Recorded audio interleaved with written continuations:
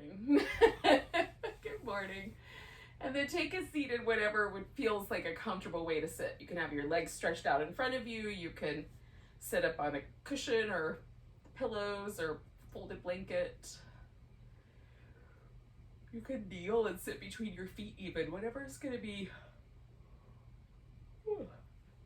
sorry, pardon me, a good place to start. I'm just kind of tilting a little to the left, to the right, to the center. Just trying to find that spot where my spine gently feels like it's sort of neutral, becomes neutral. I'm not leaning forward or back or side to side. And then we'll just take a moment to be quiet for a second, slow down, notice the breath. Often with yoga in the morning, we might have stuff kind of looming on the horizon that we're supposed to do today, and that stuff can get kind of up in our head. So just set all that aside for now. We'll get to that later. And just for a little while together, let's just pause here, notice the breath. We'll notice some movement patterns. Just practice being present for a bit.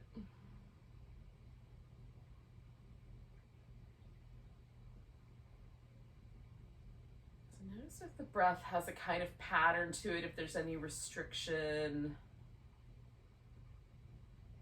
For me, there's a little more sensitivity in the right side for some reason. My right lung just feels a little bit, I feel that lung a little more.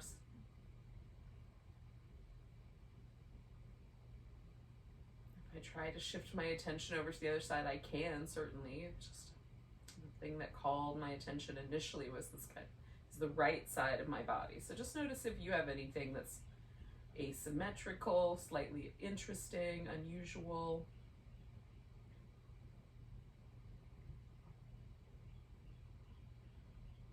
Do a couple more breaths.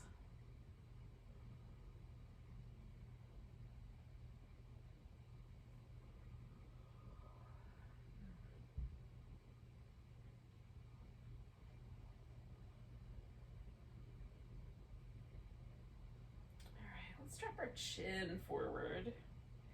And without letting my spine, dip forward into a flexion, I'm gonna just move my head over to the right and then over to the left.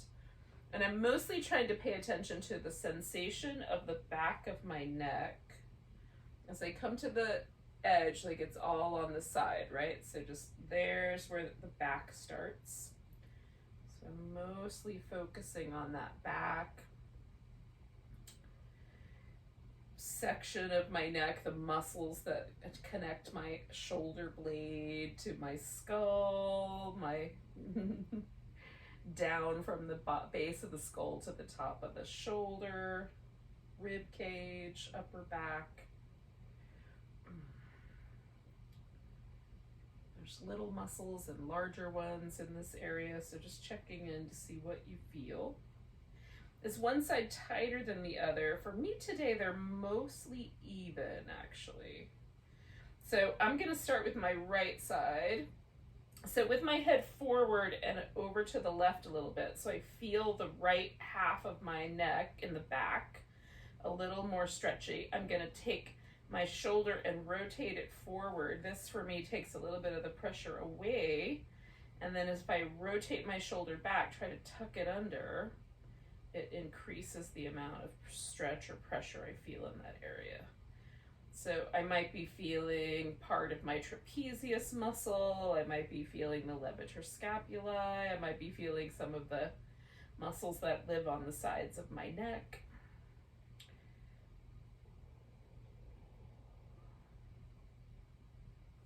So just depending on where things are tight or if there are any particular injuries or anything like that, you might feel different things. All right, I'm going to do that twice more.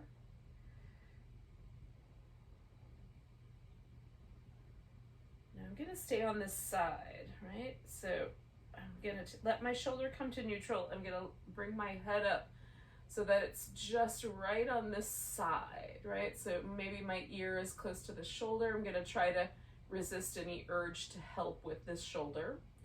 If this can be, for me, one of the spicier ones. So just be mindful of the neck muscles. Don't overdo things as we elevate the shoulder blade and depress it, lower it down, right? So we're going to go straight up and down with the shoulder blade. And for me, as the shoulder comes down, I feel more stretch along that side of my head. These muscles kind of connect all around my ear and then down to the top of my shoulder, collarbone.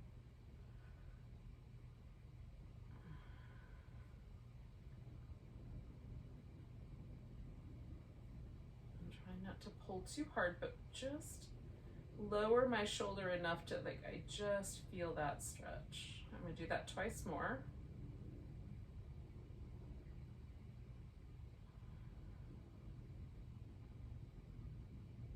Okay, now I'm going to let my head fall backward and keeping the chin moving over towards the left side. So this right side of the front of my neck connects kind of up here by my ear, down across the collarbone.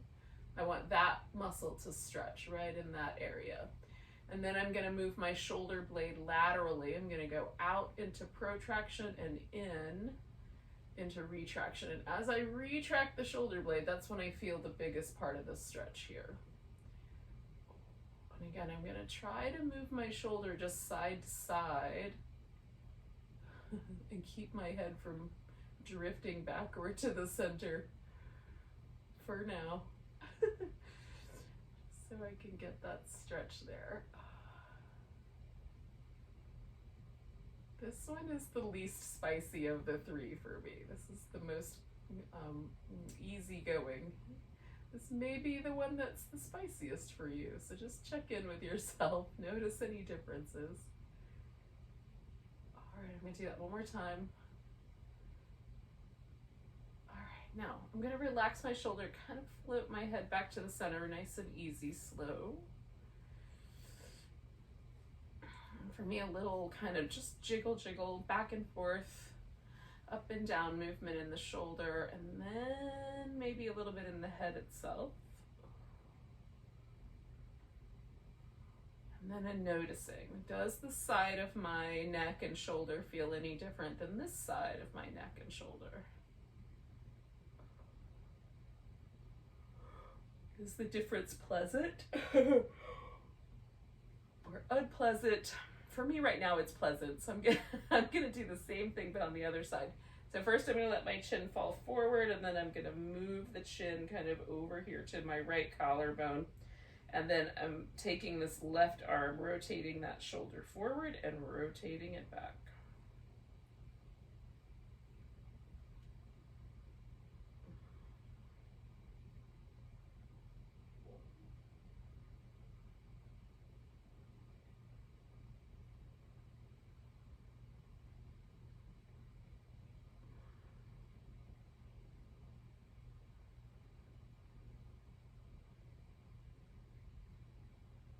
Okay, I'll do that one more time.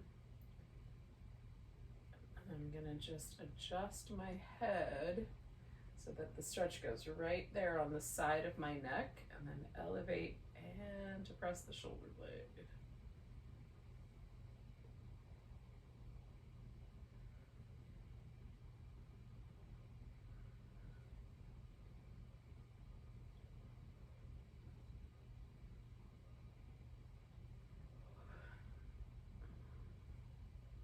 Okay, I'm gonna do that twice more.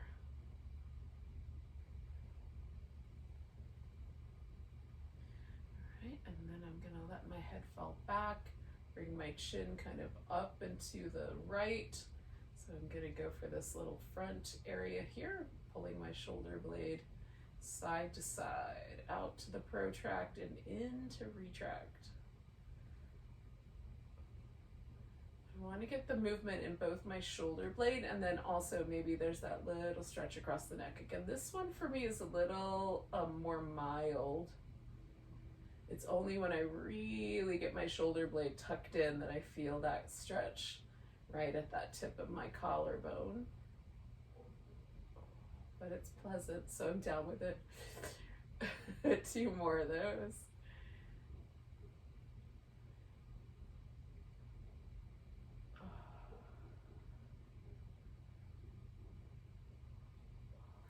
way back to the middle.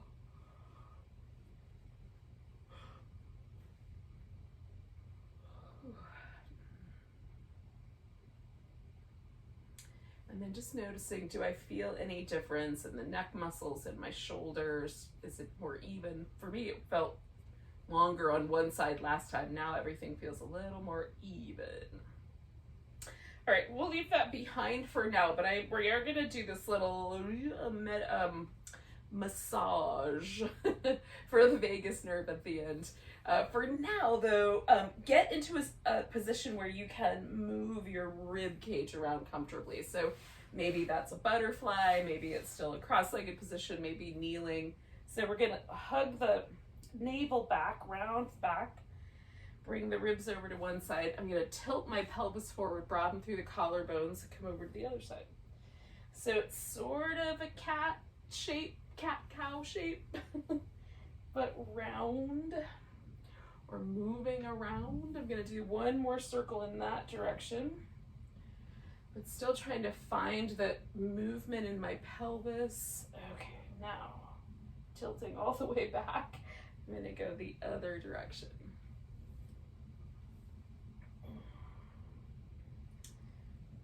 Most often we do these movements probably kneeling. It's fun to me occasionally to do them in a totally different orientation, standing or seated like this one.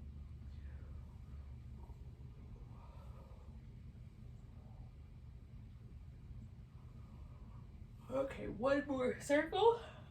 All right, I'm gonna come back to neutral. Take my legs up in a V shape. Now, the V can be narrow or it can be really wide. I'm gonna go somewhere in a sort of in-between state. Not narrow, not particularly narrow, not particularly wide. Not as wide as I can go anyway. I'm gonna tuck a little support underneath my knees because that's more comfortable. For some of us, if the pelvis wants to lean back when the legs are out in a V, bend to the knee and put like a pillow under each knee. So you have a little bit more softening at the hamstring, and that may help the pelvis sit a little more upright. So I'm gonna pick a leg. I'm gonna go with my left side first, and we're just gonna twist in that direction. If you want to, you can bend your right knee, or if you went to the right, bend your left knee. I'm gonna leave both mine straight, but you can bend one. And that can also make this pose a little more comfortable for people who the pelvis wants to lean back. That's a bone structure thing, so it just is what it is. Work with your bones. All right, so I've got this twist. I'm gonna just twist this upper portion of my back around a little bit more. Now I'm gonna side bend out towards this right side. Again, you may have bent that knee, that's fine. You can leave it a bent knee. I'm gonna take myself and just bend over that direction.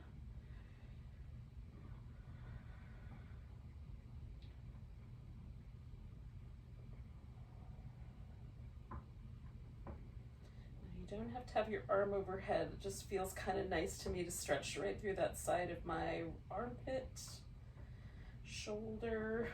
Take one more breath.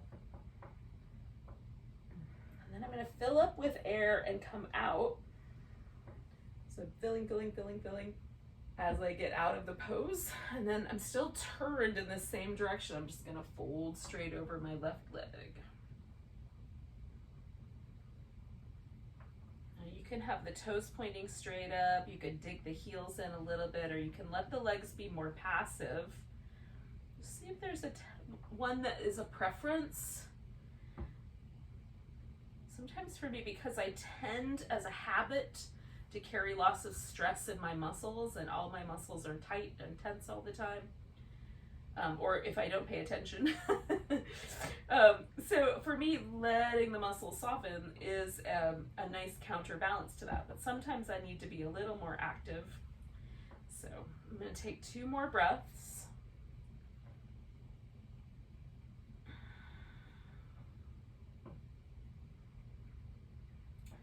Holding that air in for that second breath, I'm going to come all the way out. Give myself a moment. I'm just doing little side to side and front and back jiggles with my ribs. If you don't jiggle your rib cage very often, definitely try that. It's fun. And for me, this is a really good movement to release tension in this upper portion of the back that lives kind of a few ribs up from the bottom and a few ribs down from the top, like right from the shoulder blade to the just above the navel, a couple inches above the navel. Oh, that area of my back can get really tight. So these little, just moving the rib cage like in a little rhythmic pattern can be helpful. All right, now that I've given you all that information, I'm going to turn the other direction. Now, there is a tendency sometimes for me when I do a twist like this to lean away from this hip. So I'm making sure that this hip is still rooted, that my pelvis is not moved really, and that this twist is happening just in my spine. And again, I'm just going to twist that upper part of my back where I carry all that stress and tension.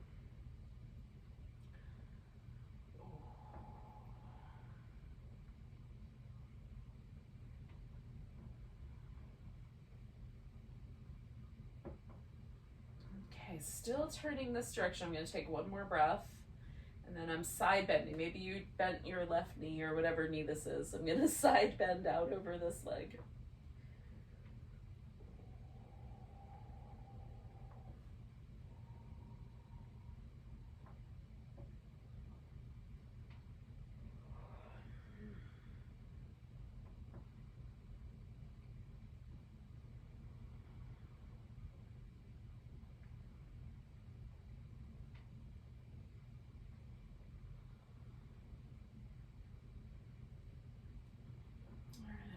All the way back up, and I'm going to fold forward over my right leg. Again, I'm just testing out the waters. Do I want to do more active legs? Do I want to keep the legs more passive? One of each. There's lots of options. Why just do one? Maybe do all of those options for a couple breaths each.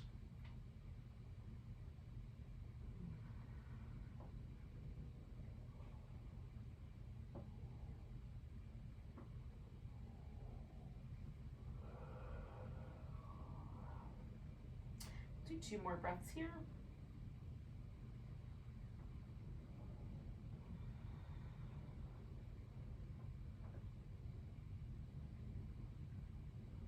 Okay, I'm going to fill up with air as I come out. Come into the middle. I'm going to bring my feet together. Now I'm going to start with just my feet lined up and sitting upright. So not folding forward. Again, you might wind up like feeling better if that you're sitting up on an edge of a cushion or a blanket, where you have a little support underneath the knees.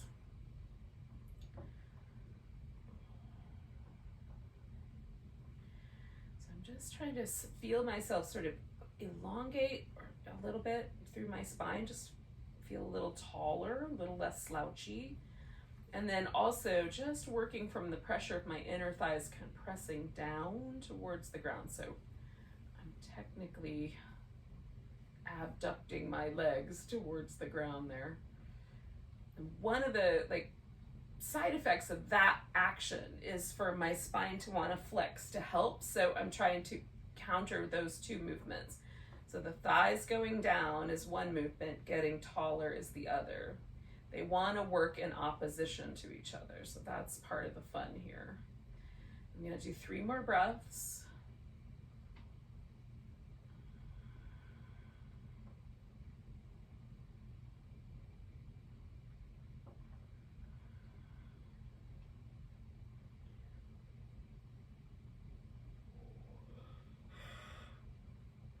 Now I'm going to pick up my left leg and do a little rock the baby with that leg.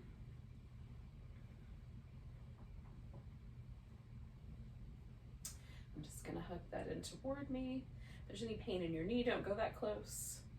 And you can try flexing the foot to give a little support to the knee. It tightens up a little bit of the area around the kneecap. It feels a little supportive to me. All right, I'm going to put that guy down. I'm going to do the right side, a little rock the baby. that leg in as far as it will come toward me anyway without knocking me backward.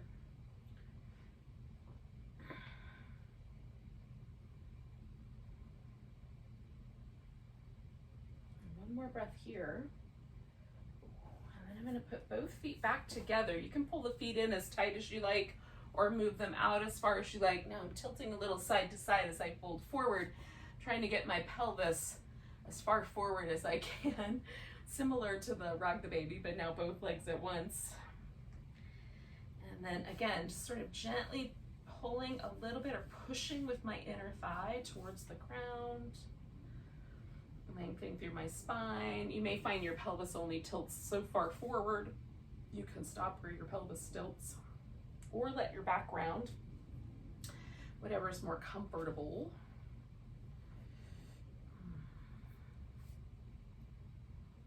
Sticker on my toe. I'm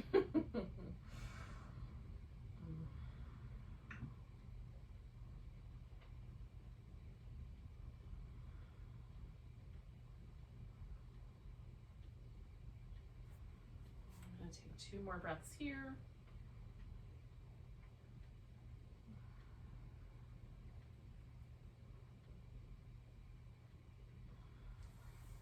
Back up. So we're going to do this little massage. This is works points on the heart meridian, the triple burner meridian, which is sort of the fight or flight regulation part of our nervous system, and the gallbladder meridian. So those live in this kind of just outside the eye, kind of corner of the eye, up underneath and above the eyebrow. And then we're going to go over the top of the ear and come down the sides of the neck and then meet at the heart center. So you're going to take at least the first 3 fingers and just cover your eyes with them. Take a big breath. As you exhale, pull out so that your fingertips line up with your temples, and just holding that pressure, take another breath. As you exhale, go over the top of your ears. I put the back of my fingers first, and then I come down with the tips of my fingers as I get around my ear, coming down to the collarbone. Place one hand over the other over your heart. Take a breath. And then come back, covering the eyes, big breath. As you exhale, draw out towards the temple, light pressure, big breath. As you exhale, going over the ears with a little massage coming down the back, down the sides of the neck, finding the heart center. I do a different hand on top each time. Nice big breath. If you have a preference, though, you can stick with your preference. Like maybe you like the left hand over the heart. So bringing the hands back to the eyes, nice big breath. Drawing out towards the temples, big breath. Coming up and over the ears and down, hands over the heart, big breath. So this is a massage for calming the vagus nerve action, calming the fight or flight response in the event that, you just, something upsets you or causes some stress during the day. Take a breath. Pull it out to the temple. Take a breath. Coming up, over, around, behind, down, and one more time, hands over heart. Nice big breath. So you can do this little massage, this little acupressure for that sort of rescue. The last thing we're going to do is just a few more moments of calming, but I'm going to invite you to try this mudra. So this is the mudra that I'm working with for this lunar cycle, this between now and the next new moon. So you take your index fingers and curl them in, and then you put your thumb over the top. So not like the more classic meditation mudra where you touch the tips, but you kind of capture the index fingers and the thumb. This is an empowerment mudra, and the notion is that these particular points that we're pressuring connect the heart to the mind, and particularly the visionary center of the mind. So heart, are the center of our compassion, the center of our kind of self-awareness, and then this kind of visionary third eye, our ability to see where we're going or to kind of project ourselves a little bit into the future. It also is, a way of just connecting to how we picture ourselves or how we dream or think about the future. So we're just connecting those two things with this mudra. You just place one hand on either knee or thigh. And let's just pause here and see what happens. So most of the time while I hold the mudra, it's interesting. The more interesting part is when I let it go. So we'll hold it for another minute, and then we'll try a minute of just seeing where it landed us.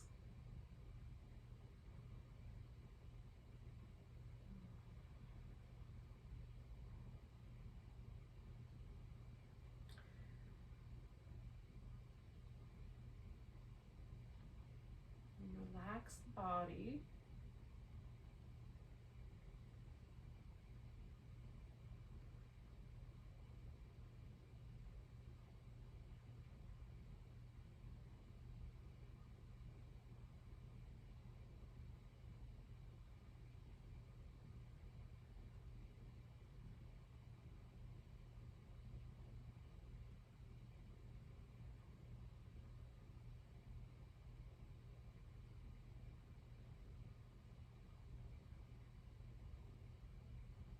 And just let the mudra go for now.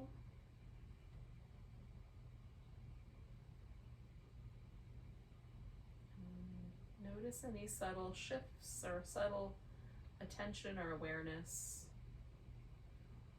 even if it's just the sensation of the fingers letting go of the shape.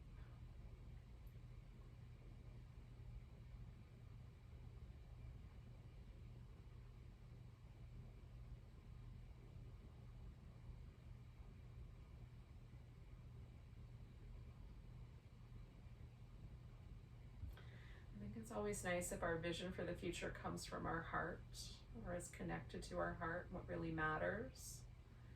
So if this mudra is interesting to you, take it home with you. Use it.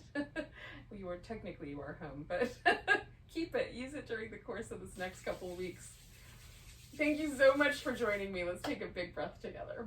Nice big inhale. And an exhale. Namaste.